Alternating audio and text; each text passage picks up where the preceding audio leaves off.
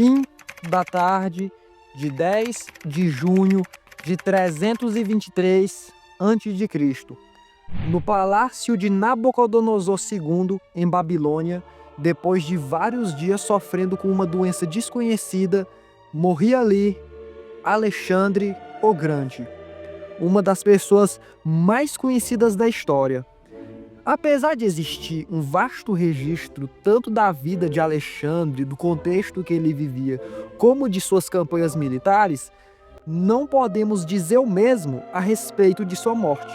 A morte de Alexandre continua sendo um mistério até hoje, pois o que faria um homem tão forte e determinado morrer tão cedo na vida? Consumo excessivo de álcool? Infecção? Envenenamento? E se talvez ele não tivesse morrido, e sim apenas desmaiado? Nesse vídeo vamos explorar as possíveis respostas a essas perguntas.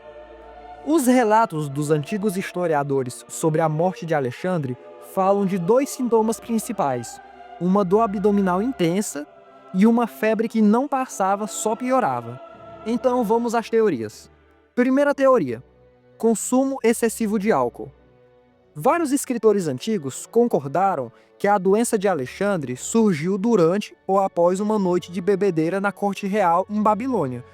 Por isso, é natural se perguntar se o álcool não teve nenhuma ligação com sua morte. Os médicos na época de Alexandre já sabiam que beber demais poderia causar intoxicação por álcool, e eles também conheciam alguns dos sintomas que isso causava. Mas nenhuma das fontes sugere que foi isso que o matou, já que a doença de Alexandre durou vários dias e não há relatos de vômitos, o que é incomum em casos de intoxicação por álcool. É possível que o álcool tenha agravado a doença que já existia, mas não sido a causa raiz do problema. Assim, é improvável que o álcool tenha sido a causa da morte de Alexandre. Segunda teoria: doença infecciosa. De todas as causas, essa é a mais provável.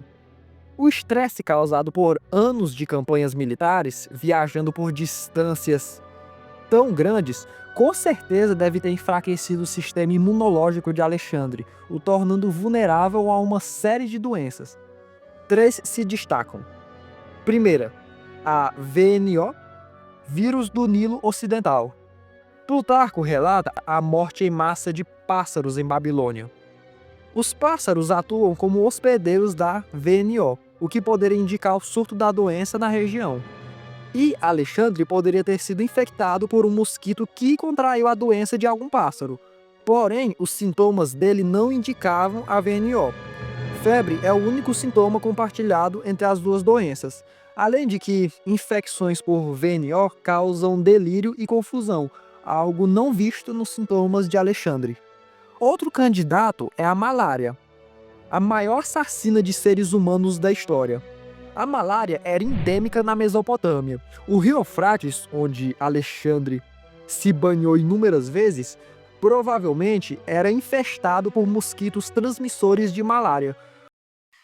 E lembrando que se você está gostando do vídeo e quer ver mais vídeos assim, por favor, não se esqueça de deixar o like, se inscrever no canal e comentar aí abaixo o que achou.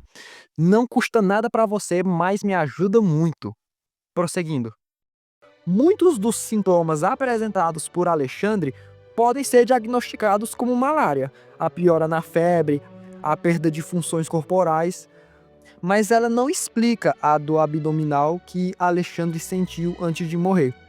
Outra doença que abrange mais todos os sintomas é a febre tifoide, uma doença muito comum na antiguidade, causada por meio da ingestão de alimentos ou água contaminados. De novo, temos aqui vários sintomas em comum: a piora na febre de Alexandre, dor abdominal e perda de funções corporais. Mas, de novo, também existem algumas incoerências, como a dor abdominal intensa causada por ruptura intestinal, geralmente ocorrer muito tarde na infecção, não no início. Então, mais uma vez, ficamos sem uma resposta concreta. Terceira teoria: envenenamento. Sem dúvida, ao longo dos anos, enquanto conquistava cada vez mais territórios, Alexandre acumulou muitos inimigos. Não só isso, até mesmo seus subordinados, como seus generais, poderiam querer sua morte para ocupar o lugar do rei. Falando sobre o veneno, existem vários candidatos de substâncias letais. Alguns deles são ergot, um fungo que cresce em certos tipos de cereais e pode produzir sintomas de febre alta, coma e morte. O problema é que ele age muito rápido e não causa dor abdominal, como visto em Alexandre. Outro candidato seria o envenenamento por estricnina. Raro no mundo antigo, poderia facilmente ser mascarado quando misturado ao vinho. No entanto, a estricnina geralmente não causa febre, mas sim convulsões, totalmente ausentes nos relatos da morte de Alexandre. O problema de diagnosticar envenenamento é que diferentes pessoas podem apresentar sintomas diferentes. Assim, não se pode dizer com certeza que o envenenamento foi a causa da morte de Alexandre. Quarta teoria, a mais assustadora e a que me motivou a fazer esse vídeo. E se na verdade ele não tivesse morrido, e sim paralisado? Talvez Alexandre tenha sofrido de síndrome de Guillain-Barré, uma doença autoimune que acontece quando o sistema imunológico ataca o próprio sistema nervoso, causando graves danos neurológicos, como dificuldade para falar, paralisia e morte. Essa doença pode ocorrer devido a vários tipos de infecções, como a febre tifoide, já discutida. A teoria por trás desse diagnóstico se baseia no fato do corpo de Alexandre não ter se decomposto mesmo dias após a confirmação de sua morte, o que não é de se esperar em um clima quente como o da Mesopotâmia. No mundo antigo, a morte era determinada com base na respiração, não no pulso. Assim, enquanto estava paralisado, a respiração de Alexandre poderia ter ficado praticamente imperceptível.